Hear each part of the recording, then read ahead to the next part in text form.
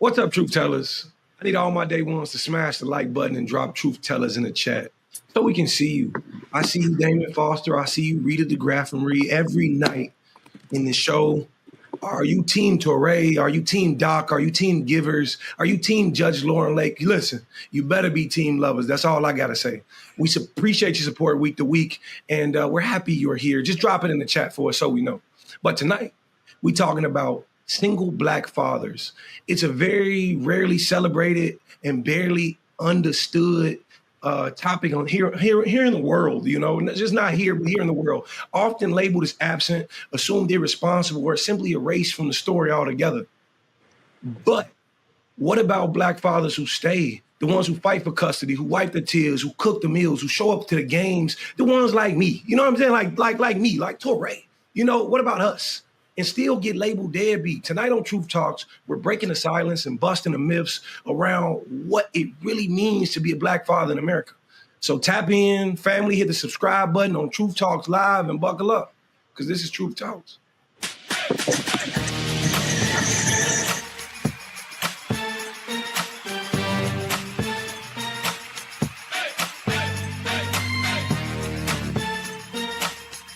Are y'all ready to roll? Let's go. All right, Truth Tellers, tonight's show is about single Black fathers. We have one here, Dimitri Wiley. Welcome to the show.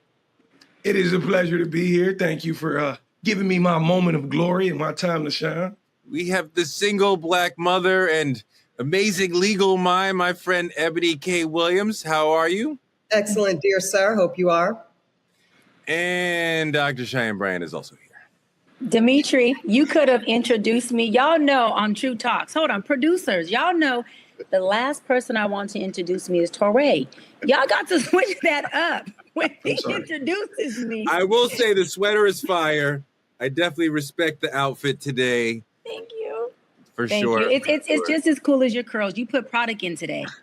Hair maniacs. Carol's daughter every day. Come on. I live with Carol's daughter. I can't later. Lisa's the one making me look good, making the 3C look good. So try to keep up, Cheyenne. We'll get you there one day. Let's move 3C, Ebony. 3C. It's another day in social media land where Dr. Cheyenne Bryant is catching heat, not just on this show, but in social media world. Wow. I wish that woman would be on our show. Jesus Christ, look at her. Let's take a look at what Joe Budden had to say about our good doc on Paul Pierce's show. We just don't know enough about this young lady. She popped up. She's doing her shit. She's doing content creation. She's on TV. She's on reality shows. She's in all of our Black content spaces. But let's just learn more about her is all. So not even 2 weeks later, she is on with Paul Pierce. He's doing the Lord's work right now, is he? Wow. His red pajamas and feel But like know what's funny about this? I'm trying to find a way to pause it. Know what's funny about this? What? For all that big cash money shit she be talking, she can't even see this. At all. She can't. No, I think this is what I'm assuming. I think when she gets on most public stages, most people have a certain level of reverence and respect that they not trying to ask you, yo, so the dick is good. She was like, what? She didn't think he was going to say no shit like that. Most people not going, if Melissa goes on somebody's show, they don't be like, man, when last time you got some good dick? Like, people not going to ask you that. So I think he blindsided her with some of the questions that he's asking, and she wasn't prepared for it. Yeah, just on some hood booger shit. Yeah. She wasn't prepared for it. I think that what happened, because I would want to question her, like, what did you think was going to happen when you went on Paul Pierce's fucking podcast? That's called The Truth. No, that's not what I'm saying. Yeah, exactly. I think that what she thought was going to happen, and this is just my thinking. Assumption. I think that it would have gone, by way of her thinking, it would have gone the same way that her being on Cam Newton's show and Nick Cannon's show. She ran those interviews. She did. You know what I'm saying? And she came out smelling like roses out of them, and she kind of like, mopped the floor with them a little bit. Doc, wait, what happened on Paul Pierce's show that they're talking about? What did he ask you? So, first of all, I mopped the floor with Paul Pierce as well in that show. I give information that I want to give to create the narrative that I want to create. And for folks like Joe Budden, and I'm not going to say Paul, because Paul knew what was going on because he was present with me on set on his show, Truth After Dark. And so point of what I'm saying is for Joe Budden and these folks who are journalists and are so good at what they do, they should understand that a person who is a good interviewee is going to control their narrative. And so what happened on the show was Paul and I, and Azar, his other beautiful co-host, we were having an interview, and I was, in his words, therapizing them. I had already kind of, gave them their coaching and their therapizing in his words. And then he said, Doc, I want to now ask you some questions. He asked me, who are you dating? Are you single? That's all he asked. Then I said, yeah, I'm single, but I'm dating. And there's been a young guy who I have, I use the word spin the block with for the past 5 years, meaning I come in when I want to date him and deal with him. And when I don't, I don't. And I said, it's very transparent. And he understands that. He knows that. This is not no manipulative tactic of he thinks there's going to be something more. He wants marriage. He wants commitment. He knows I don't want that at this moment. And we have our own agreement. And this is what we do. It's our dynamic. So Paul says, so what you're saying is he's pretty much your work. And the dick must be good. Yes. He asked you that question, is the D good? He asked that question. And so what I did was, I purposely laughed and said, I'm not vitamin D deficient, because we were having a vitamin D deficient conversation prior to the interview. You see your face, Torre? So this is what's funny, is that people always talk about information and narratives and clickbait and people going viral, okay? When you do what I do for a living, which is not media, my for a living of 17 years is I've been a psychology expert, started off as a therapist, and then went into a life coach, okay? And with my personality, I know exactly how to drive things because I'm used to having to drive things in sessions with people to help them get to the root of their issues, to help them see things that they need to see for their awareness. I also know how to drive my interviews because that particular clip went viral. Now, everybody's trying to figure out who is this young guy she's dating. Everyone is having a whole conversation around it. And it got Paul Pierce and them the highest views, the highest rating, on their show, on our clips. And guess what that does? For anyone who knows media, while these journalists are acting so freaking dumb at a job they think they're so good at, that is the whole point of having a podcast. Is interviews that would spike an audience's view and cause engagement. So I did exactly what I was supposed to do. Your answer was fantastic, and it was sharp, and it's witty, and you definitely controlled that moment and took back your power and refused to be embarrassed or ashamed. Yeah. Okay? Full stop. His question is completely inappropriate and obnoxious and ridiculous. And I think that you responded well is a separate question from the question should never have been asked.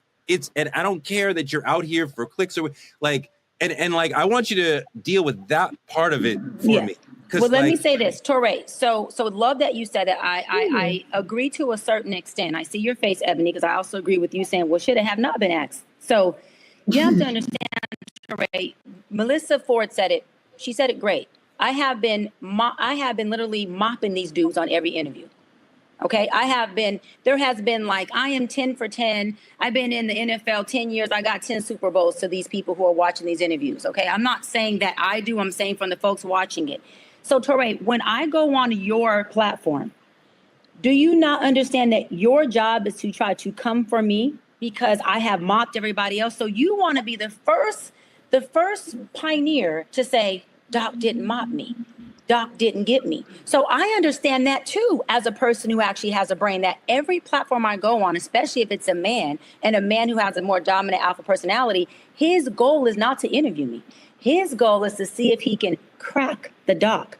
I understand that. So you think myself and my team are not setting up interviews with strong personality alpha men like Paul Pierce, Nick Cannon, Cam Newton, thinking that one, I can't handle it. Two, I'm not going to mop their ass as well. And three, that I'm not going to give pertinent information that I know is going to tee them up to do what I want it to do. Dimitri, very simple. I appreciate Dr. Bryant's ability to take these situations and make them work for her. I don't like the other people she's working with approaching the conversation as a competition and a chance to break her. I don't invite her or anyone on your platform to try to make them look stupid. Like, you know what I mean? And when you come into Truth Talks or whatever I'm doing, I want you to feel comfortable. I want you to walk away happy. I'm not trying to ask the question that fucks you up, that makes you look stupid. And I think that was a clear attempt to try to make her look bad. Yeah, I think that's this generation we're living in. Nothing moves faster than positivity but negativity. So if I can bring her on my show and show you guys she's a different element other than what she's told the world, you are going to now view my show as exactly what Doc said. But what people don't realize is what happens is the next person is going to reach out to her and say, now I need you to come explain yourself on whatever platform. And then she ends up on a bigger platform. But the thing about it is we really have to look at the host of the show. This is Paul Pierce, the same man who said, I'll walk, I think it was probably 12, 13 miles to the studio because he lost a gambling bet with no shoes on. This is a bet he made. He's always been a radical risk taker. So the moment he get the camera turned on, he already got you in a seat. He's going to take that risk. I think, like you said, Touré, I don't like it either from the narrative of the people being worked with, but I think he did it more for male validation from the world than he actually did it for views on his show. He did it for Cam. He did it for Nick. He did it for everybody she went and mopped the floor with. And that's a male ego. And that's a question driven by a male ego. That's just my opinion. I think that's right, Ebony. And I think it's kind of gross to have Paul say, look what she did on this show. Look what she did on that show. I'm going to get her. I mean, it's totally an attempt to slut shame her. I don't think it was gross or inappropriate. I'm fascinated by this take of yours, only because we've both been in the business since Jesus. So while it's very good natured and well intended, this is the dynamic, Touré. So let me speak as a fellow woman who particular subsets of our male peers find particularly triggering. Okay. When Dr. Bryant shows up on these platforms, Cam's show, Nick's show, et cetera, and she does what she does so effortlessly, so brilliantly, this poses a direct threat. This is very threatening to a very real subset of male podcasters, okay? And frankly, the male community, right? Dimitri's nodding. So you're right. They are seeing this as an opportunity to bait her, to shame her, and to prove their ability to dominate her, okay? But this unleashes the genius of Dr. Bryant. This is nothing more than an opportunity for her to further demonstrate the complexity. See, you saw it in Joe Budden's setup. And full disclosure, for those that don't know, I worked with Joe for a couple of years at Revolt when we co-hosted a show called State of the Culture. So I'm familiar. I also really, really do this shit, right? So Joe's setup indicated how threatening he sees her position. How do we know this? He at length talks about how she's deferred to, how she's presented with prestige and deferential energy in these spaces, and he doesn't like it. So he was all too excited to be able to celebrate the takedown of the deference and the dethroning of the positioning. This is wonderful, Touré. Don't cry for us, Argentina. This is a great thing for women like Dr. Bryant and myself, because it only serves to further prove, to further demonstrate why we really are the bitches we say we are. Okay. Hold on, sis. Hold on. Rewind. Say that one more time. I'm listening. It only goes to further show you that we really are that bitch we say we are. That happened to me many times on the Breakfast Club. Who lovely. Those are my friend, colleague friendly. But what you say, envy.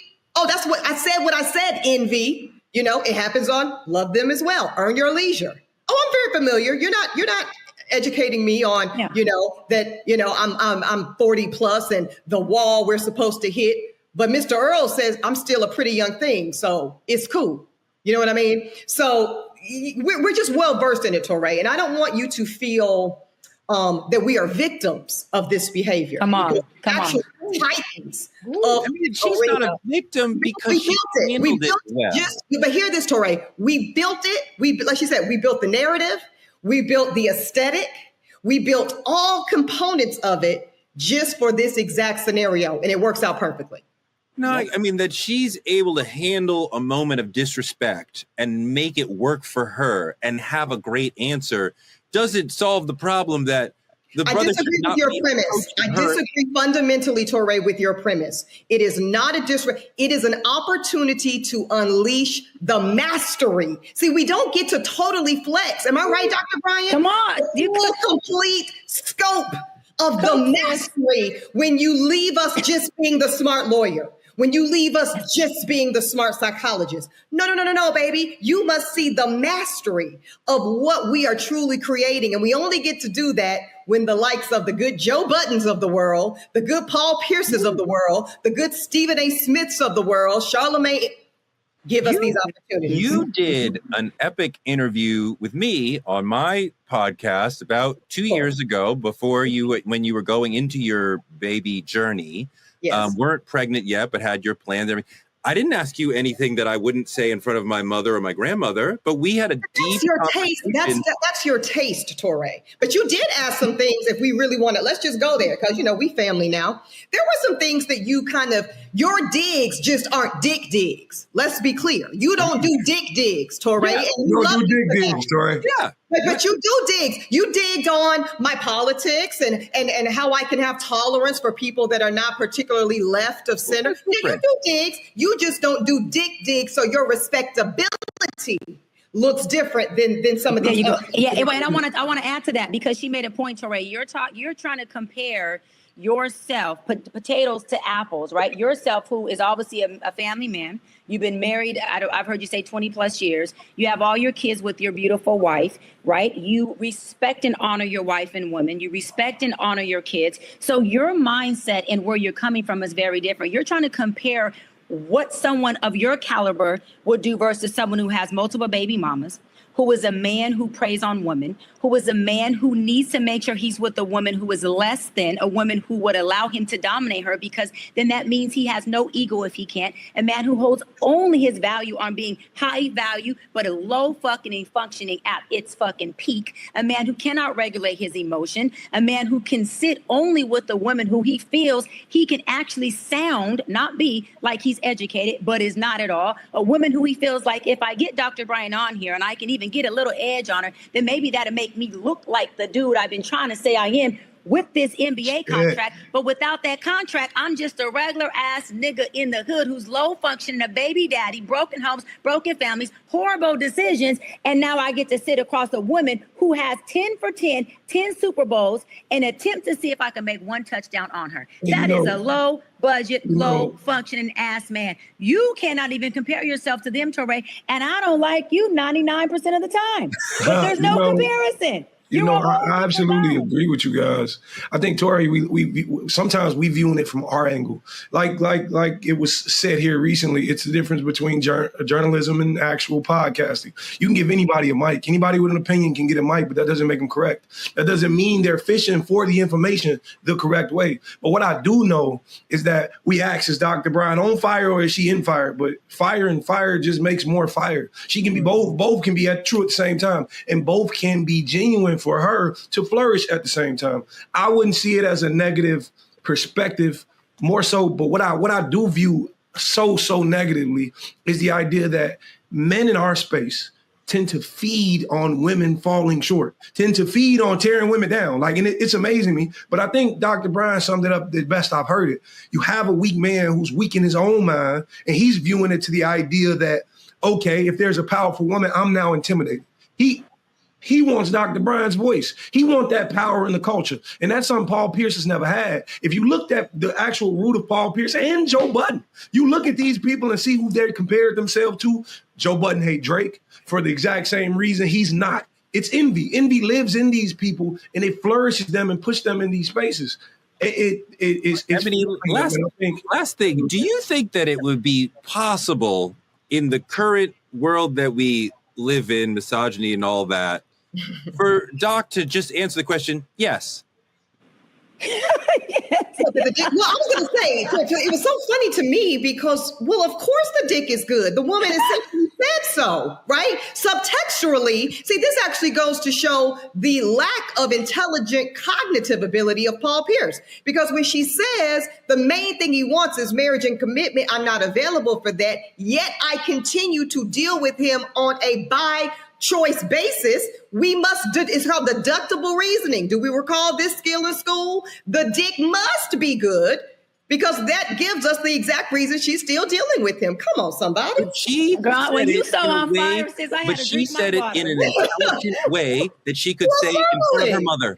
And he said it in a disgusting way that was meant to embarrass her. I appreciate But he failed. But that was the point. That was the beauty. Yes. He failed to embarrass her, right? Yes. Okay. This has been beautiful. All the Dr. Bryant fans will be thrilled to hear. Say what you said again. Repeat that end part. That was so good. Say it one more time. I don't remember what I said, but we're moving on. All the Dr. Bryant fans will be thrilled to hear that Truth Talks is going to do a special one-on-one with our favorite doc so you can see why she's so coveted, the interview skills that she has, controlling the narrative. We're going to see all that right on this show. Moving on to politicking, let's welcome Dr. Frita, the Truth Talks medical expert, to talk about Trump's fat-ass cankles. Glad to be here. Dr. Frita, please talk about how spinning the block and having it your way on your terms is healthy on your mental health, and healthy on your mental health means physically your body will be right on track. Let's talk about that too. Absolutely. It decreases stress, which of course is good for your mental and your physical health. So spin away. Spin is cardio also. What do you think about his ankles in our politicking segment, Dr. Frita? His ankles are on my nerves. His ankles are fat, but they're not fat enough to cover up these Epstein files, these Medicaid cuts. It's a distraction, but it's a real condition. So we'll talk about it. Let Frita ring. Look, the right had all the smoke for Joe Biden's gait and his wobbly walk when he was the president, but the commander in chief has revealed that he's got swollen, fat ass, discolored ankles from a disease called chronic venous insufficiency.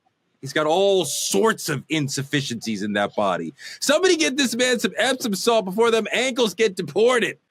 Oh my God. That's disgusting. This is just freaking huge.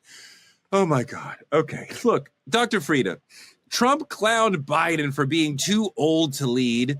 And now he's out here announcing mystery conditions. He's obese. He is 79 years old. What is specifically going on with these disgusting, gigantic ankles? Okay, so he does have chronic venous insufficiency.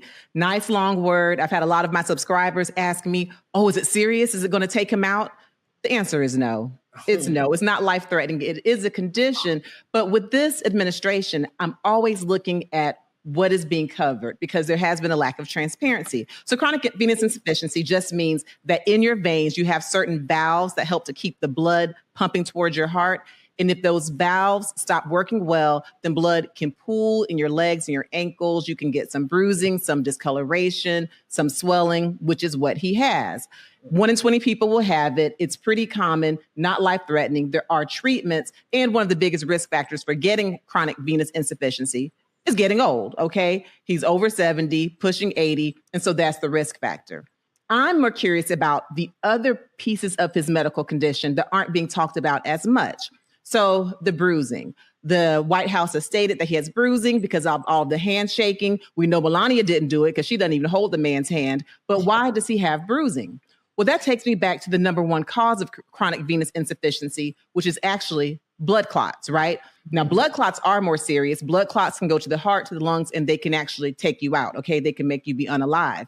But no one has mentioned him having blood clots, but we do know by this administration, it would be possible for him to have something more serious, but then show us the thing that still makes him look pretty strong, pretty young. But bottom line, chronic insufficiency, very treatable, pretty common. It won't take him out, but there's something else I believe going on that's not being really disclosed. Not to mention, this is a big, hey, look over there for a condition that's really not that serious. You think there's something else that this is a distraction from what the real medical problem is. I absolutely do. And of course, I don't know this for sure, but just based on numbers, again, blood clots are the number one cause of chronic venous insufficiency. If you have blood clots, then you'll need to take blood thinners, right? Mm-hmm. Things like warfarin, Coumadin. If you're taking blood thinners, now that would make your hands really susceptible to being bruised, even with light touch.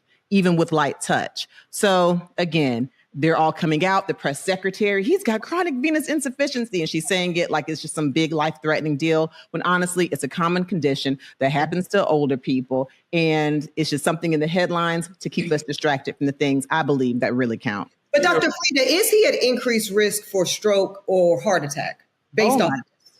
Well, not just based on chronic venous insufficiency alone, but based on his age. We know that heart disease is the number one killer in the United States. And we know that him having his weight, being obese, living with obesity, puts him at risk for heart disease, for strokes, for many other things. And we've seen in the past when he's had a major condition, i.e. COVID, how he got out of that hospital. He had low oxygen, could barely walk, could barely breathe, but he stood up and showed all of this strength. And he talked about Joe Budden from needing a shot in his behind. Yes, he's at the hugest risk for those things, heart attacks and strokes. And he has admitted to having high cholesterol, which is a huge risk factor for clogging the arteries. So I believe he shared an honest, pretty benign, pretty non-exciting condition with the long fancy name, just to cover up some things that are really going on, not only in politics, but possibly with his health. What's the chance that he just drops dead in the next couple of years? It's low. It's low. It's low based on chronic venous insufficiency. Plus, my grandma said it's the evil people who live the longest. So I'm sorry, Teray. He's going to be alive for a long time. Ebony, you think about like his policies are blocking working class elders from getting therapy for the same condition. Mm-hmm. So you're like, is he actually fit to lead the nation when he lacks the empathy to care for people who have the same problem that he has? Well, we know he's unfit in every way. So that's not a serious question, right? Of course, he's horrific. And, you know, I heard the same old tale as well, Dr. Frita. You know, it's the nasty, mean ass, trifling MFers that just can't get away from him. So. Yeah, that's right. That's why you're going to live forever, Cheyenne. What you want to say? Oh. Look, Torre. Got him, girl. Got him, girl. Hopefully, yeah, I'm with you. Got him, girl. Hopefully, at that age, things will still be spinning the block and working, because you know what? To Ebony's point, the good D will have you living a long, good life. So I think I'm in good company. I think I'm in damn good. Shut up, Dimitri. Shut up, Dimitri. That's the thing. That's the thing. And that's how you double down on the D. And that's how you double down on the D, by the way. There you go. There you go. Yes. Especially for never mind. Especially for the men who think I'm on the floor tonight, Dimitri. Hey, what do you got? I'm saying the men who think they're throwing the D, and obviously the only thing that they have to offer is that money that's paying for the P. And if they didn't have that money, they wouldn't have none of the P. I hope y'all get my little semantics. No, I don't understand. Well, you don't, Torre, because you're a married man. Go ahead, Dimitri. You got one bed. Go ahead, Dimitri. Go ahead, Dimitri. Mute her mic. In-house. Go ahead, Dimitri. No, listen. These men wish they had what you had in-house, Torre. They got outhouse and they paying for it. That is the Joe Buddens, the Paul Pierces, the Cam Newtons. These are the dudes who, if they didn't have their money, they wouldn't have their honey. If we're going to call it what it is, we're going to call it what it is, Torre. You in the position they want. The Trump. What? Fat ass ankles. Trump as well. If Trump didn't have the money, he wouldn't have the honey. All right. Thank you, Dr. Frita, for coming through. We love you. We appreciate you. We're going to have you back on the show soon. Thank you. Moving on to the main topic, family. Tonight, we're going to have a conversation that's long overdue when we talk about Black fatherhood. For some people, the first image that comes up is not love. It's absence. It's abandonment. It's broken promises. But the truth is that narrative was never the whole story. It was never the true story. For a lot of Black men, that was not their story at all. There are single Black fathers out here raising full households, doing hair, helping with homework, bath time, holding down 2 jobs, and still being treated like ghosts in their own kids' lives. So tonight, we're going to pull back the curtain and get into it, talking about the lies that shape the myth, the systems that hold it in place, and the men who are breaking it down every day just by showing up and asking the realest question Are Black fathers, especially single Black fathers, finally being seen? Or are they still being punished for a story that was never theirs to begin with? Let's take a look at the stereotypical deadbeat dad video. Ms. Lovett, you are in court today to prove Mr. Hilton is the biological father of your 2-month-old daughter, Winter. You claim that Mr. Hilton has denied your daughter since birth and has also abandoned your other 4 children. You say the stress of this entire situation has been devastating. Is that correct? Yes, Your Honor. Mr. Hilton, you claim you are certain Miss Lovett's daughter is not your child because Miss Lovett was in a sexual relationship with another man weeks before you learned of her pregnancy. Is this correct? Yes, Your Honor. So, Ms. Lovett, you claim Mr. Hilton's denial is hurting your family. Explain. He's a deadbeat dad. He doesn't take care of the kids at all. He does nothing. I've lost everything. I lost my house, my car. I'm financially, I'm just destroyed because he just want to handle his responsibilities. Mr. Hilton, those are strong allegations. I'm not finna take a baby that's not mine. I love my kids, Your Honor. I got 4 other kids, but, Your Honor, I'm not finna do that. That's impossible. It's really sad to hear about the situations. I don't know who's right, who's telling the truth, or who's on point, but it's just really sad, that whole situation. Dimitri, according to CDC studies, Black fathers are statistically more involved in their children's daily lives than white fathers and Latino fathers. We are not necessarily living in the house, but we are present in the daily activities that our children are part of. We are full, active fathers for the most part. Take a look at this video about that.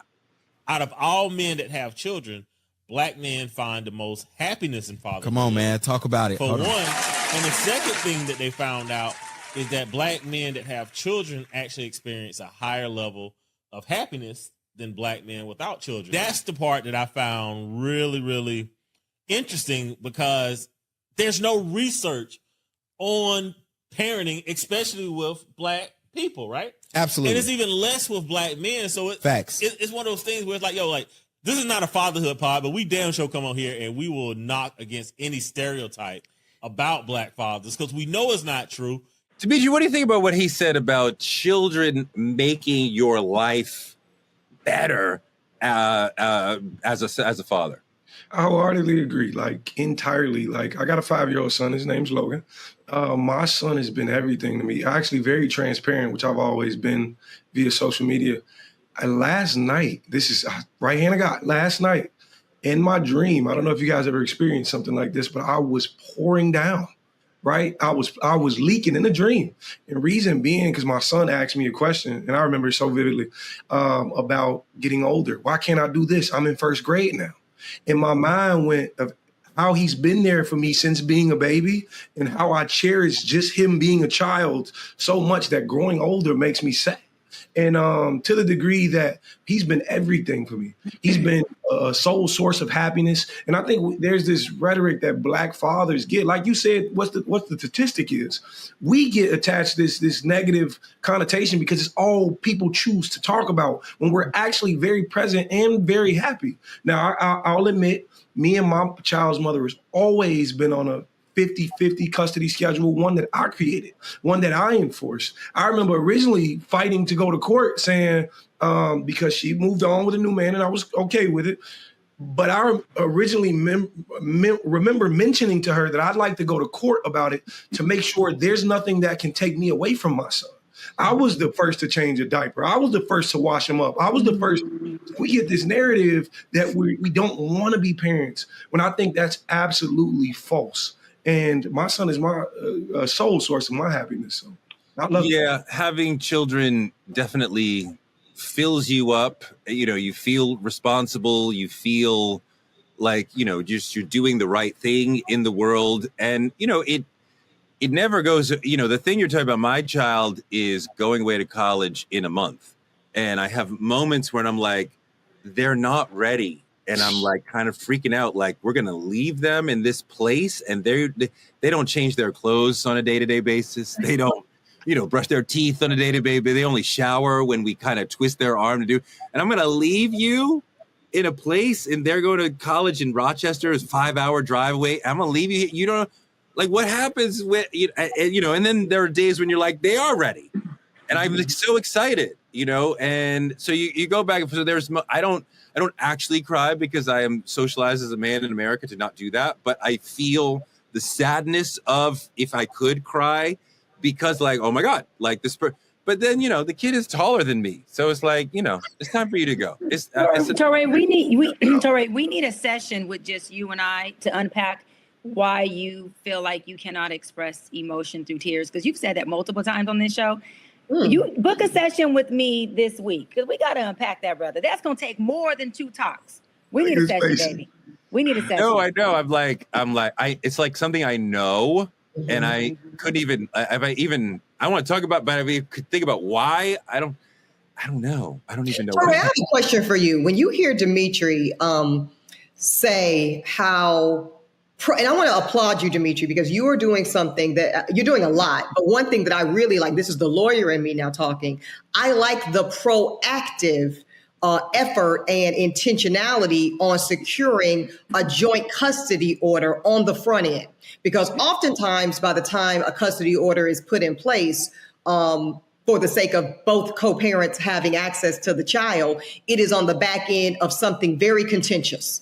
Something very horrible has happened to lead to that outcome. And I believe, and I know a lot of people don't like courts involved at all in parenting, but sometimes they can be essential tools to ensure access to the child is unfettered, despite the up and down feelings of either the mother or the father, right?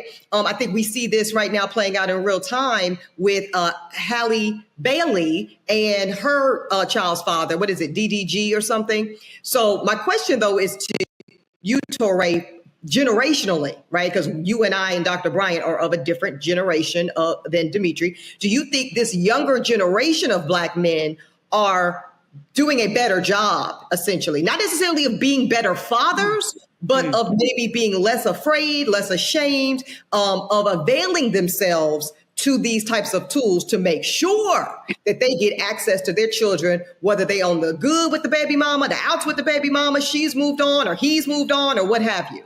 I feel like I see more dads who very much want to be part of the child's life no matter what. I think the generation above me, they were 50-50 if they would stick around for the kid. My generation and below, it's like, I got to be there for my kid. I love my kids, even if I'm not in the same house. I think Dimitri's story is more typical of his generation of fathers that like, whatever it takes, I'm going to do that. But Dimitri, like last night in the chat, one of our super fans, Real Estate ABC, said men want to feel wanted as fathers versus feeling needed. I wonder how you feel about that. I definitely feel needed, don't really care about the wanted. It's like whatever I can do to take care of you, that's what I'm here to do. What do you feel about that? Yeah, I don't feel I have a need to be wanted. It's not about being wanted. For me, my child, sometimes I actively hear him saying, "Oh, Daddy, I don't want to leave." He's such a dad's boy. Like, he's always been that way. It's just who he is by nature. And he be saying, "I don't want to leave." My encouraging words are, you only get one mother. You got to value this. You got to spend time with this. And my thing about it is, it's not necessarily that I want to feel wanted. I'm not fighting for that. The need I have is already predetermined. It's already pre-written. You're just like you said, your kid's going away to college. That is what your need supplies. Your need pushes them to a direction you didn't get to. My son's not a junior because I didn't feel like my name was strong enough to give him when he was born. So I gave him one of his own. So now I'm looking at this kid who's in the most developmental stages of his life. He's looking at me saying, "Dad, I need you." My son randomly comes to me and say, "Dad, I love you." I very much so disagree with the narrative that it's about feeling wanted. But if I can touch on this, there is a lot of men who don't want to be a father unless they're with the mothers, which is out of want. I want her to want me to be a dad. And that's not how this works either. And I just want to speak on the disadvantages of what this whole 50-50 thing does. There's a lot of moments you miss. And I think if for people who know me, for the lovers, drop it in the chat, you know you've been here. I've never in my life dreamt of being a dad who's single. Never in my life did I want this.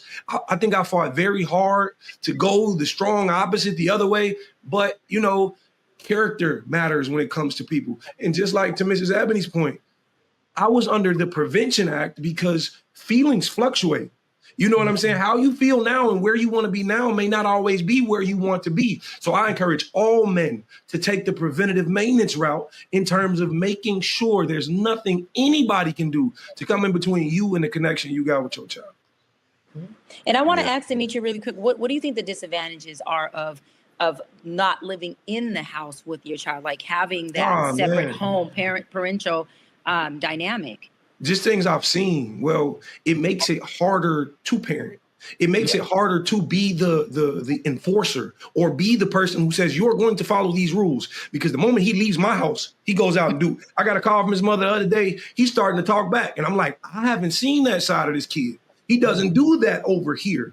There's something you guys are missing in terms of, you know, and I don't want to call it fear, but in terms of repercussion, just for being out of a child's play. You can't be an adult. You're not an adult. Don't speak like an adult. But the thing about it is the others, you can't always maintenance or supervise who's around the kid. So you don't have a great influence on you don't have a great guard of his influences. He may be somebody you would not approve him being around, and there's nothing you can do. But that's something very early on I had to toss my hands up to. I'm not one of those men who say, don't have this person around you have to trust the person you're co-parenting with. Because if not, now y'all fighting for a whole different reason. But you miss major moments. Like, I've been fortunate enough to where, like, my son's first tooth fell out over here. I've been fortunate enough, so I was the one that get to play the tooth fairy, but I don't have him every Christmas. How much are we paying for teeth these days, Demetri? Because I'm about to have to be in that game myself.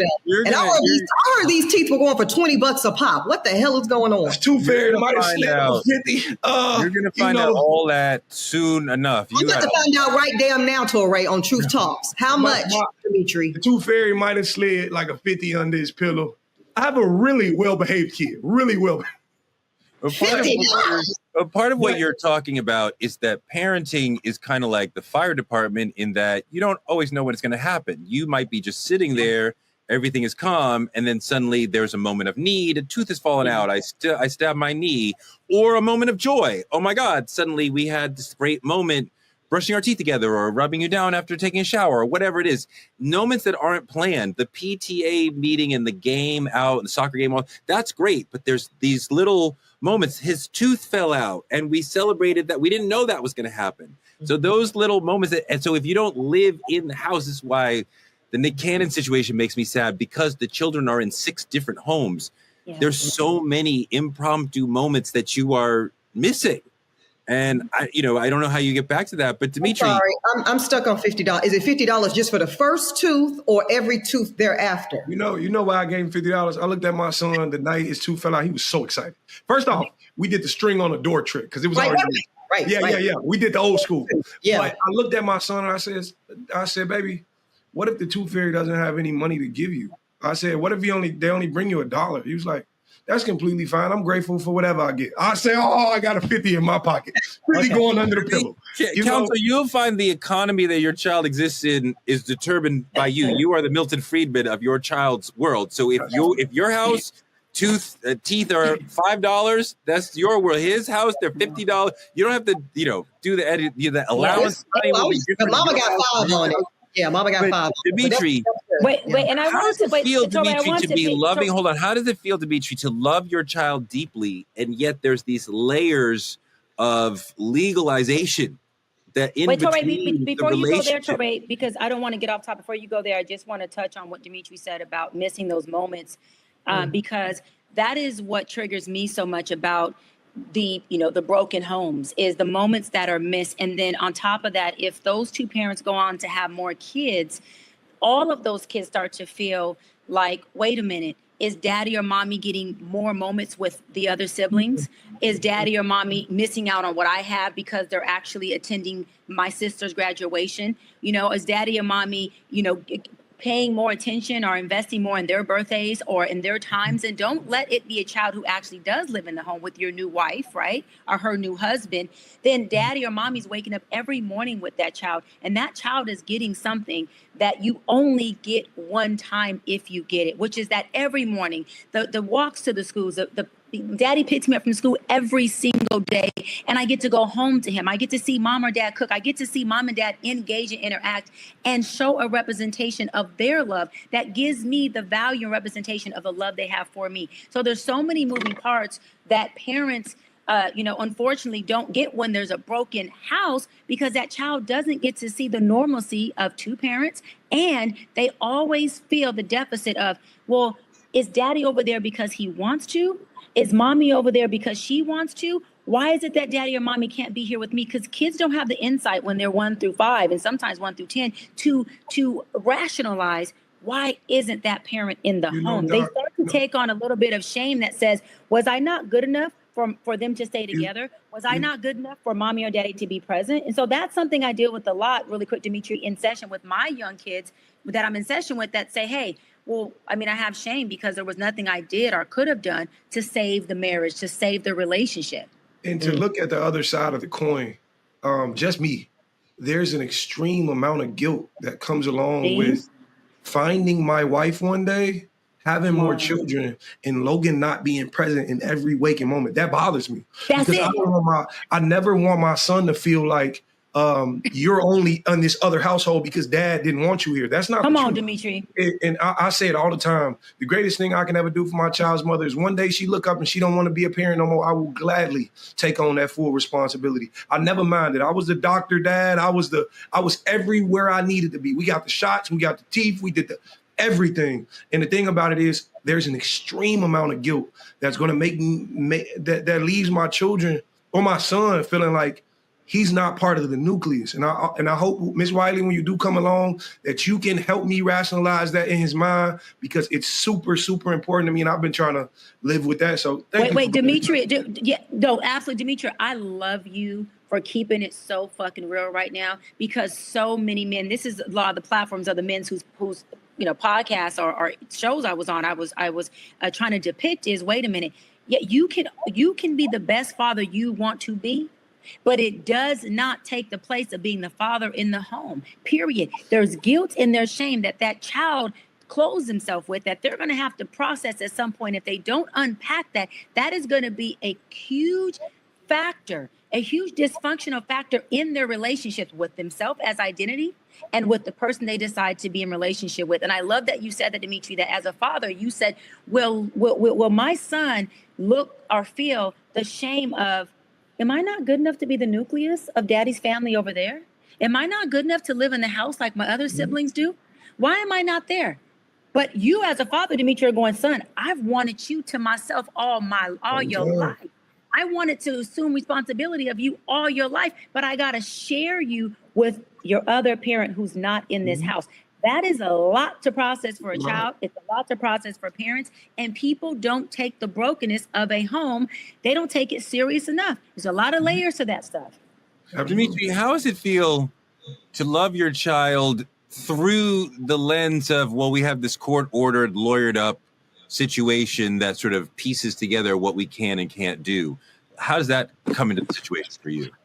Actually, the thing about it is, and don't be disappointed, guys, but the moment I attempted to take it into a legal direction, which was right away, I was called jealous. I was told I'm only doing this out of emotion I have toward this specific situation, which was completely false. I didn't want your new love saying, okay, baby, let's move to Buckfuck, Tennessee. And now I'm stuck in Chicago looking like I have no rights to my son. I'm not going to be able to live with that. So it never happened. But I do want to commend his mother, because she's a great mother. In terms of just being a mother, she's an incredible mother. Our relationship didn't work, but she's always been a great mom. And the thing about it is, I'm okay with that.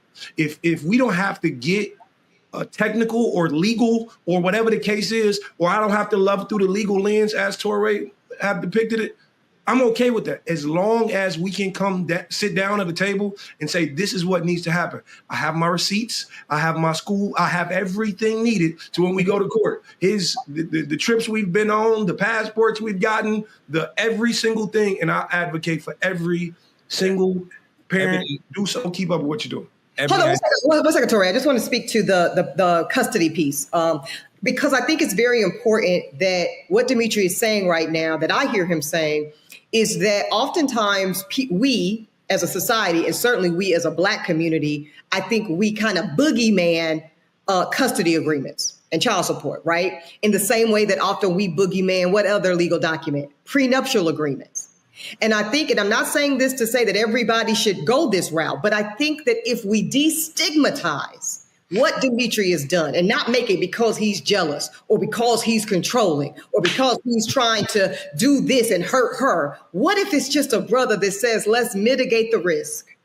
Let's take it off the table that there will be any conflict as it relates to our joint and mutual continued access to our beloved child that we share together. And here's the shocker, y'all. It doesn't always have to be adversarial. Sometimes it could be your lawyer. The best case scenarios, and I used to always try to start from this place, there are things called consent decrees of custody, where Dimitri and the child's mother can sit in agreement without adversarial lawyers and just say, hey, we can go through the court-appointed magistrate or mediator, and we can agree Monday, Wednesday, Sunday, Tuesday, Thursday, this, and this, and this. Both sign, judge says, clerk stamped, and now we have a consent decree. So these things cannot always look so horrid, always be so sad, and they really can be very protective and helpful documents. Doc, what role do women, the sisters, play in the baby mama drama that happens a lot of times when there's multiple parents in multiple households dealing with one child? You mean what role do they play in choosing that circumstance, or what role do they play in it being effective and healthy? I mean, I'm not sure that baby mama drama, whatever that means in different households, is healthy and effective and efficacious for the people in the situation. Yeah. Well, let me say this. If the baby mama is causing the drama by holding the child and puppeting them, right, as bait to say, hey, if you don't do this, then you don't get to see your child. That is a mother who is doing a complete disservice to her child. That is a mom who does not have her child's best interest at heart, because at the nucleus of this co-parenting relationship, it should be a conversation around what's best for this child. And let me put my feelings to the side and not let my feelings cause problems. That's where you say, listen, I have to surrender to the reality that I am a single mama, that I am co-parenting. And if I don't have the proper tools, let me get it by seeking wise counsel. Let me get it by going to therapy, getting a coach, or talking to a couple who I see co-parents in a healthy way. And how are they blending this? And I think this is what's really important. A lot of people want to break up and have kids and co-parent, and they don't want to accept that we are still a family. I don't care how far y'all go into marrying somebody else, how far you want to go into other countries. You have a child together. You are still a family at the end of the day. You should also be concerned with the well-being of that mother, and that mother should be concerned about the well-being of that father. These two people have to remember that this child is becoming a product of their environment. That child is in learned behavior of watching the mama in her well-being and watching the father in his well-being. Your main focus should be, how can I be a contributor to the peace and the well-being of my co-parent partner as much as I can, because my partner has to parent my child. So if there's anything I can do, Touré, if it was you I was co-parenting with, I'd be asking you if there's anything I can do. I would never. But if so, I would say, if there's anything I can do to help you be a better father, please tag me in, because it's not about me caring about you. I care about my child who's going to be in your presence. And I want to make sure you are healthy, that environment is healthy. And this is also, this may be off topic, but I'm going to say why I don't date men with kids, because I would support him supporting the mother. And I don't want to be with a man who's supporting another woman outside of me. But let me say it again. I would support that man supporting her, because she is raising your child. If she needs help with bills, if she needs a car so they're not having transportation issues, baby, you got to help her out. And I am not going to be the woman who is sharing you, which I call polyamorous, because you got a family over there. Now you're building a family over here. I'm not into polyamorous. So I'm going to have to say no go. But you should make sure that you are taking care of the well-being of the person you're parenting with, because it affects the child. Touré, can I ask you, what is the biggest struggle you've seen or experienced, like as a Black father, whether it was emotionally, financially, court systems? I don't know the entire situation, but what about you? When your child comes to you and says that they're trans, that's a big deal. And you're like, how do I deal with this? How do I understand this? How do I support you? Mm-hmm. How do I put aside whatever personal feelings I have and say, what do you need? And how do you see the world? And how do I get behind you and support you, even though I don't fully understand? That was really hard. And it's an ongoing hard thing to deal with. And yet, you go into the world and you protect your kid. I mean, when they had an incoming student forum at the college, it's like 500, incoming families talking to the school. And, I'm like, is it safe in front of 500? Is it safe for trans kids? Is there a community of LGBTQ folks who will be here to stand with my child as they, develop through college and this journey? And they were like, yes. Okay. And I'm like, that becomes a central concern for me. So, you're dealing with this major shift, a new name, a new perspective on the world, new sort of clothes that you want to wear, as you're also moving toward leaving the home. So what are you going to do in this journey after you've left and you don't see us every day? I don't know. You're going to come back for Christmas and look unrecognizable? I don't know. So all of this. Are you going to come back to Christmas, period? Right? Because there's a whole generation right now of parents of young adult and grown-ass adult children that are recognizing the consequences of their good and challenged choices while parenting that are now affecting what the adult relationship looks like. And I don't think there's enough time spent, period, but certainly within Black parenting households talking about this, that the vast majority of God is good and life is long, which we pray for, you'll be in relationship with your two children, Touré, much longer with them as adults than you will be in relationship to them as child adult. And how everything that in the right, that's remarkable, but so simple when we think about it. Same with you, same with me. Liberty and I will be adult relationship companions for far longer than I will just be raising her as the adult to her child. So everything I do from now to 18 and some change, that's going to dictate whether she even does come home for those holiday breaks. Absolutely. It's very complicated to be a single Black parent. We talked a lot yesterday about some of the demonization that single Black mothers get. What about single Black fathers, the whole symbol of it? Do we get more grace, less grace than single Black mothers get? Oh, we get no grace. You mean as terms of man being a single father himself? Yep. I just want to make sure I'm understanding. Okay, no, that's a different question. Sorry, I interpreted a different question. But before I answer that, I just want to say thank you to you, Touré, and congratulations to you because thank you for being a man who does not force the ideologies of himself onto his child. That's a very hard thing to do, and that's something our generation suffers from tremendously. Anytime you don't see your child pan out for what you want them to be, you end up disappointed, and then you want to be less of a dad. So kudos to you for that. But I actually believe that when people see good single fathers, I'm gonna say good single fathers, I'm saying bad ones. I think I've experienced an overinflation of goodness than I deserve.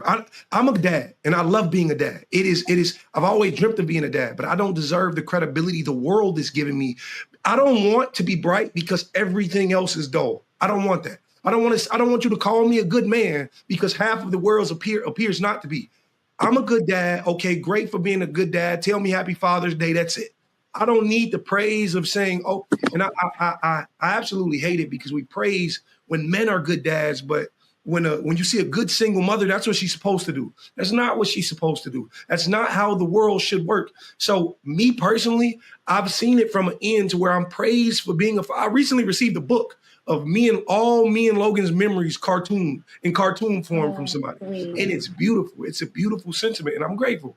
But don't over idealize what we got going on because that guy didn't show up. I'm grateful, but that's just me. Me personally, I think women have a lot harder have it a lot harder when they are forced to be single mothers. It's because you're seen as the exception, right, Dimitri? When we see good fathers, especially good single fathers, we see it as a unicorn. It's seen as exceptional. We are not accustomed to seeing it, sadly. Not saying that is the case, but that's the perception. Versus when you see a good single mother, that is the standard and that is the expectation. And it is only when a woman deviates from that standard of being a good single mother that we then demonize and punish her.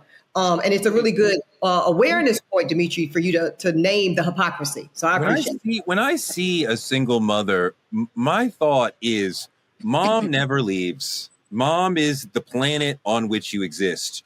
Dads shouldn't leave, but sometimes they do. They might. But mom, no matter what, she's going to be there for you. I want to bring in another father, though. Friend of the show, Gerald Griggs, been on the show a bunch of times. He's a new father again. How old is your new baby? I have a 14-month-old and I have a 17-year-old. Amazing. Wow, you started back. You was out and they pulled you back in. Oh my God. Yes. Earl wasn't done. He wasn't done. You're a father for the second time. You're also in the court system a lot as an attorney. You see a lot of black men dealing with a lot of traumatic situations.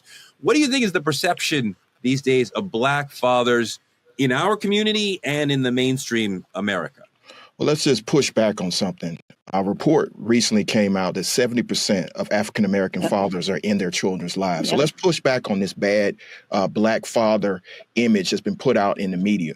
Let's also push back on the fact that, a single black father is the exception for being, exceptional and not the rule.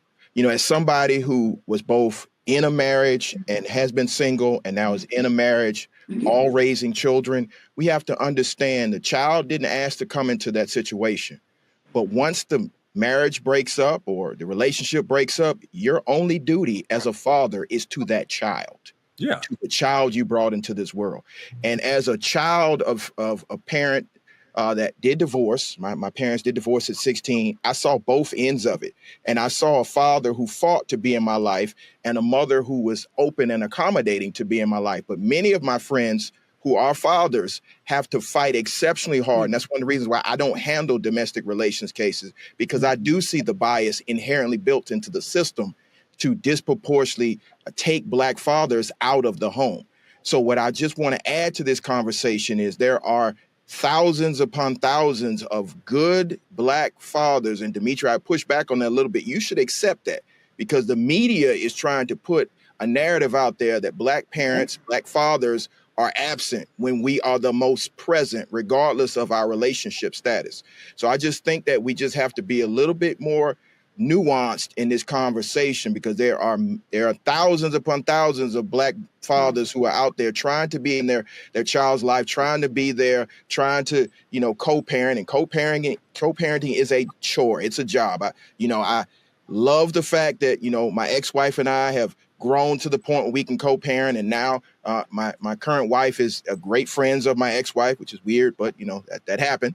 But you got to work at it. It's a job. And, anybody that comes into that situation has to understand, I love my 17-year-old. That's my heart.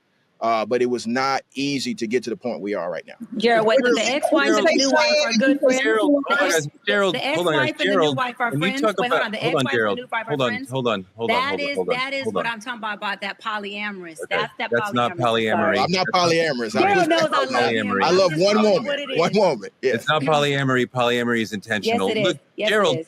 when we talk about the reasons why some black men are not showing up for their children, we talked about the 70% who do, but there's 30% who don't.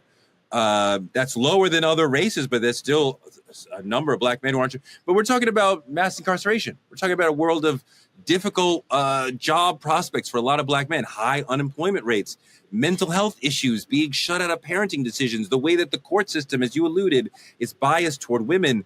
How many black fathers are not really absent, but sort of pushed away by the systems that we have in place? I think a majority of them are, and this is coming from my own personal experience. I don't have a lot of deadbeat black father friends. Like, I look for them. I'm looking for that guy who I just don't want to be a part of my child's life. And I don't see many of them. And the ones that I do see, I see a host of brothers coming around him and saying, hey, bro, regardless of how you feel about your ex or whatever happened, That child did not ask to be here, and you wouldn't want to be in a situation like that where you are, removed from your parents' life because your parents can't get along, or there's some issue that happened way before you were born, or even as you were being born, or something else that has nothing to do with that. Don't put that on the child. The child deserves to have a healthy relationship with both of their parents, because it takes two parents, even for the single parents, and I've been there, it takes two parents to raise a child, and we have to get back to that particular ethos. Now, a lot of us are making decisions, and I respect the decision of anybody to be a single parent, but we have to remember parenting is difficult, and it helps to have two people engaged in productive parenting. It does, but I don't want to erase the many amazing, especially single Black moms who are doing amazing work and raising great children. I mean, Ebony, I don't want to leave the notion of, well, you got to have two parents in the home. It's great if you can have two parents in the home, but there are amazing homes where there's only one parent in the home. Well, I was going to say, I respect, Gerald's perspective, and he's entitled to it. But obviously I disagree, which is why I chose voluntarily to bring a child knowingly, not circumstantial and something happened. No. I made every intention around this because I wholeheartedly believe in my competence and my God-given favored ability to adequately raise my daughter alone as one parent, and this is why it's a conversation. Doc, how do we get to women who make emotional space for men getting to a place where they really see the men emotionally rather than just being like, man up, pay up, shut up? I think holding space and understanding that a man being able to be in contact with his emotions is healthy. Vulnerability is also a strength. And I think learning to find a man being able to share his emotions with you as an act of him honoring you, as an act of him respecting you and saying that I trust you. And so you have become a refuge and home for me. I think women need to find that attractive and understand that that is also part of a man's love language, being able to, share his emotions with you and not have to just stop at the superficialness of, we can be physical together, which is an external exchange, but we cannot be internally in a relationship. I think the internal space of emotional exchange is where the intimacy comes in at, and that in turn makes for a better relationship. Ebony, do you see the whole toxicness of the situation when you got to go to court and there's bias against men in the court system? And does some of that push good men out and make them want to walk away from the whole parenting situation because they feel like visitors in their kids' lives, or they feel unwanted? Well, I'll go further. As somebody who briefly practiced family law, and I do agree with my co-counsel here, it is the most egregious practice, and I've defended murderers and sex offenders, and the family law was the worst. Some of them literally run out of money. Can we just talk shop here? It costs oftentimes to have a full-on custody battle and go toe-to-toe and have a hearing and a modification hearing and a modification hearing on top of that.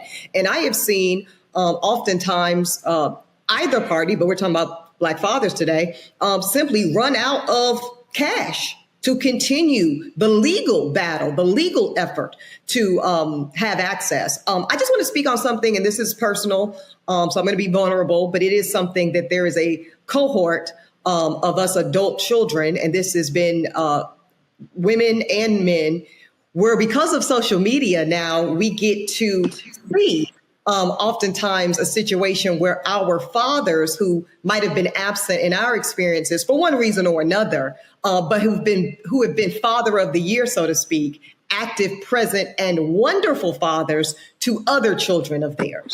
And that is a real specific pain point, right? When you see a man, in our case is a Black man, who is a wonderful father, but wasn't that wonderful father to you?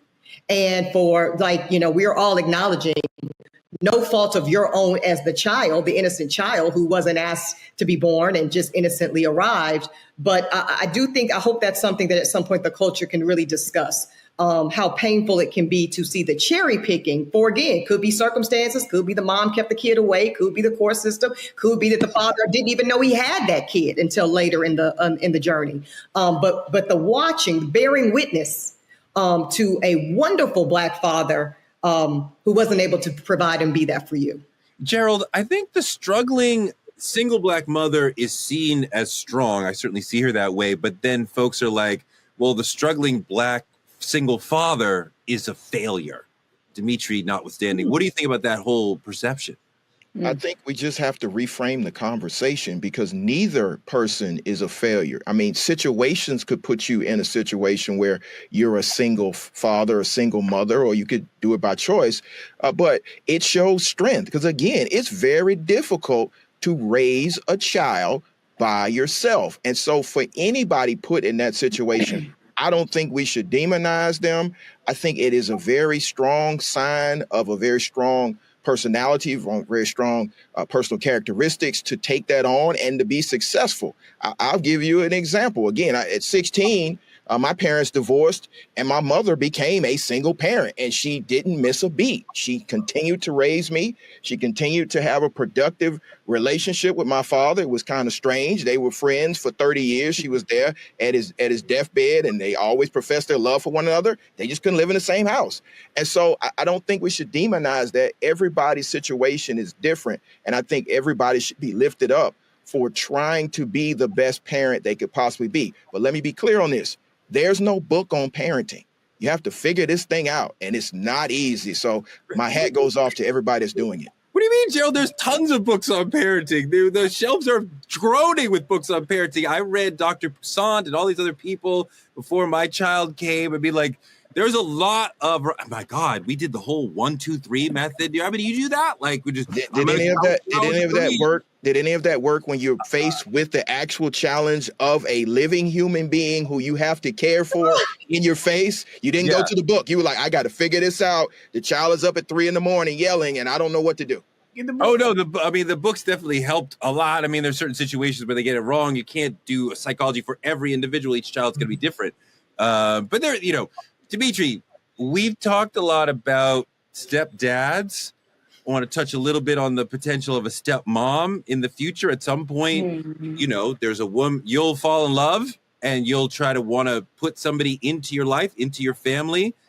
How do you think about that vis-a-vis your son? When do you introduce your son to somebody you love and want to, take the next step with? Like, what does he get a vote in who you marry? How cute. It's quite hilarious. Thank you for manifesting. It's cute until it's not, Cheyenne. Really serious talking. I've been their vote. That's just me. Go ahead, though. I've been manifesting Mrs. Wiley for a very, very long time, as we all know. But for me, my child hasn't met anybody I've been dating. And he's 5 years old now, and I took a year off of dating when a split happens, a year and a half sometime. Then I started dating, maybe he was 3.5.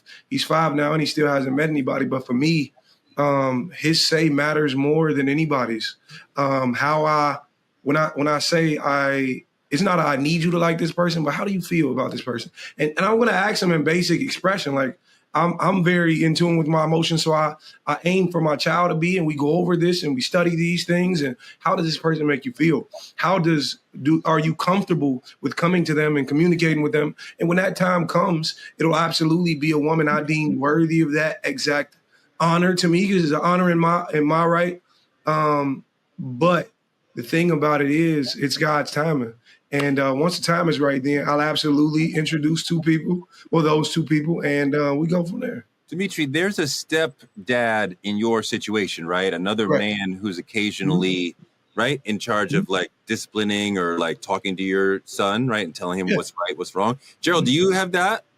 Yes, I do. And that's a very difficult situation. So similar to Dimitri, when I went through my divorce, I wasn't dating for about a year or so.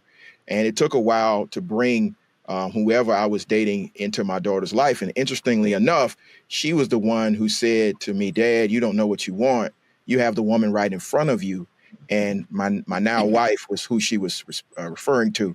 So it was interesting that at 8 years old, she could, give me psychoanalysis of me. And so I think, you have to be careful who you bring around your children. And so that's why kudos goes to Dimitri, not bringing anybody around until it's that time. But the question for at least for the two people who have step parents in their lives, How do you deal with that other man in this situation, that stepdad, disciplining your child? How much say do you have over how much room do you give him? Like, are you comfortable with another man disciplining or leading your child? Well, 16.523.1 governs that in Georgia. So if he steps out of line, he knows what's going to happen. What's that mean? You have reasonable corporal punishment in Georgia. If you step over the line, the law will step in, and so will I. So we've had that conversation. What is reasonable corporal punishment by the law in Georgia? See, that's what why the judge deems it to be, right? Right. Yeah. Correct. Well, I mean, it's not a legal situation. Are you okay with another man hitting your child? The blink told me all I needed to know. Yeah, he answered it, Torre. He answered it. Mm-hmm. And I answered it. Tree? No. The thing about it is, I'm gonna wrap this really quickly and make it really quickly. My situation was a little weird because the moment the split happened, there was an introduction to my child. Like, because the timelines kind of overlapped a little bit. You know what I'm saying? So I heard a little more, right?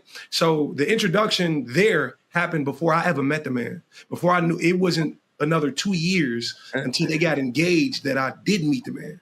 And my child was already living, and I was, unbeknownst to me, he was already staying with so for me, it was a very difficult situation. But what happened was that man never wanted to meet me. That man avoided me, but that man avoided me from things she's uttered out of her mouth to him. So the thing about it is, now, if we're speaking on now I've formed or attempted to form a rather great connection with this man. I want to know, we father brothers in this. We got to be, and there's never been a discipline. So you trust him? I trust him now. I do trust him now because in every case, he's always shown me, hey, this is what's going on. I want to know how you want to handle it. Or this is what's going on. I want to. It's your kid? Say it one more time. No, this is the other man. This is the man. The other man calling me about my son. In every regard. Anytime outside of my household, when something happens with my child over there, I get a call every time. But he said, does he hit your kid, Dimitri? Does he discipline? Absolutely not. Absolutely. Ebony, that's the point for me, the deeper point in the question, that in the Black community, when we talk about discipline with children, that means corporal punishment. Gerald went right there. I didn't say corporal punishment. I said discipline. And we immediately think corporal punishment. I don't think anybody should ever be hitting the children at all. And now you, Torre, you are brilliant, and you are conflating two completely different topics in what that production has told us to wrap. So you better wrap this shit up. Let's go. Before you start a whole nother. We're gonna do that. We're gonna do that. But we're gonna open up Pandora's box not this episode. The box is already open, Gerald. It's already open. We need to have the polyamorous conversation because I know you and I disagree on it, but it is definitely family polyamorous. We also need to, Cheyenne, we need to have the kid gets a vote on the dating piece too, because it can be cute at 5 and 8. That was beautiful what y'all shared. Let's try it when the kids are 16 and 18. It looks different. And their rebellion against they're feeling threatened. Like they're feeling so possessive of their parent and so threatened by any parent. Even at the state of your heart, you have to put your kids' needs ahead of your own. That's not a real need, Torre. A need for your child to manipulate and control. No, a need for your child. No, a need for your child to feel comfortable and at home. When they are at home. If they're not, I don't feel at home with her. Okay, well, I have to. But Torre, we got to go. But Torre, know that is distinct from I am rhetorically saying I don't feel this and I don't feel that as a manipulative mechanism to ensure that I control what I possess. That is something different. I think you'll see when you get to the teenage. I don't need to see. I was the stepmama, so I know I can know what it looks like. That some children are going to do that, and the parent can suss that out. I mean, I think the parent, you'll know your child. You're right. That is around discernment, and that is another you'll episode. Understand. You are trying to control me. Oh my God! Oh, wait, we bringing kids in. Look, we bringing in the children. Hi, honey. How are you? Hi, baby. Hey, man, what's going on? Hi, Logan. How's Daddy doing as a dad? Is he like good daddy or is he okay? Awesome. Good daddy. There you go. I got a question for the fellas though. Before we wrap, last question. Yeah. What do you guys feel as men, we should be encouraging like the world and the people we deal with as far as the women or our guy friends? What do you want them to know about being a Black dad? Man, love on your kids, man. Love on your kids. I wish my father was here so I could hug him and kiss him. Love on your kids. You mean physically, like physically love on your children. Yes. Yeah, no, for sure. That. I think there's definitely been Black men in previous generations who were lacking on the touching. Yes. Hug them, kiss them, like put your hand in their hair, like let them like feel you, like this is beautiful. This is beautiful. Yes, Get a little extra, but it's beautiful. They should feel your love, but they should also hear it. They need to hear, I love you. You are great. You know what they also need to hear?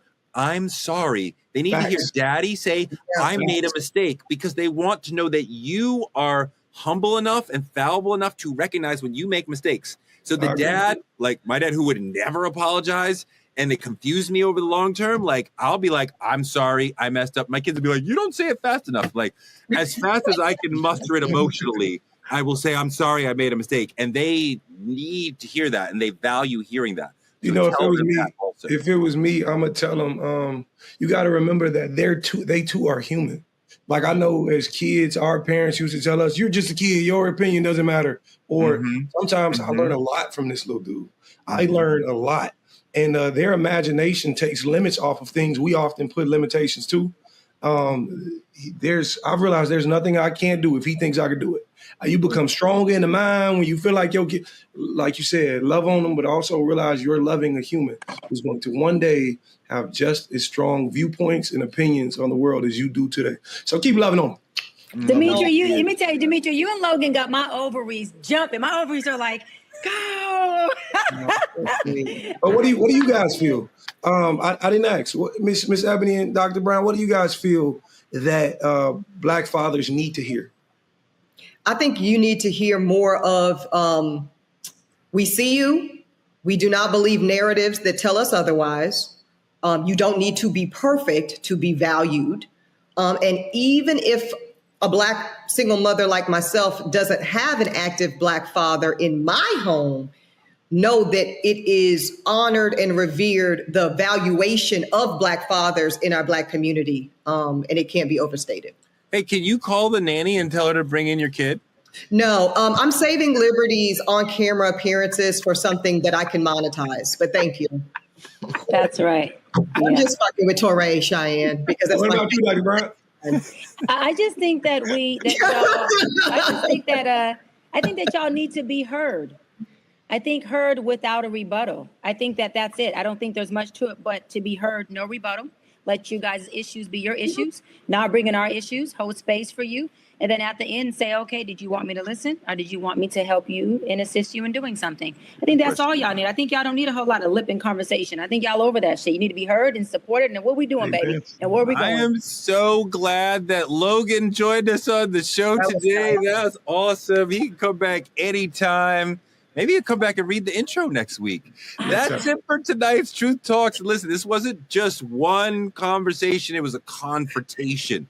We set out to demystify Black fatherhood, but what we really uncovered was how deep some of the wounds go and how little space we give Black men to be both strong and soft, present and flawed. So here's the truth. If we don't start seeing Black fathers as whole people, not just headlines or hashtags, we're going to further destroy the Black family. In the same breath, to all the Black fathers who aren't stepping up, come on, guys, you got to come in here and get this joy, because there is nothing like hugging your children and seeing a little person who looks like you and looking, they need you. So show up for them. Do better. Be present. Children are a blessing. No matter how they got here, they need us in their lives, and we got to show up for them every day. This is more than parenting. This is a cultural issue. Let's get back to raising our sons and being an amazing example for our daughters. This has been Truth Talks, the stories they don't want you to hear. We're going in every night, just like this. Like, subscribe, and keep supporting us by telling a friend to tell a friend. Check us out every night, 8 p.m. EST and 8 p.m. PST. Truth Talks will be back tomorrow night.